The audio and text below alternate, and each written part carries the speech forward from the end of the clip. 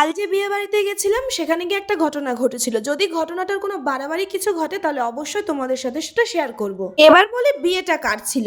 আমার বান্ধবী মৌমিতার বোনের বিয়ে। আমরা যখন ঢুকি তখনই দেখলাম বর চলে এসেছে, মানে লগ্নটা ওই 9টার দিকে ছিল। তার জন্য বর তাড়াতাড়ি ঢুকে গেছে আর বিয়েতেও কিন্তু তাড়াতাড়ি বসে গেছে। যখন এই মালা বদলের জন্য ঘোরাচ্ছিল আমার কিন্তু আমার বিয়ের কথাগুলো মনে পড়ে যাচ্ছিল। আর বিশেষ করে এই যে দেখো কিভাবে ওপরে তুলে রেখেছে, নিজের সময় তো দেখতে পাইনি নিচ থেকে কিভাবে ধরেছিল ওপরে তুলে, কিন্তু আমি যে পিঁড়ির ওপরে উঠে নাচ করছিলাম সেটা সেই সময় মনে পড়ে গেছিল। আর মৌমিতাও একই কথাই আমাকে বলছিল। মালা বদল হওয়ার পর যখন বিয়েতে বসে গেল তখন মোটামুটি সবাই ফাঁকা, যে যার মতো ছবি তুলছিল।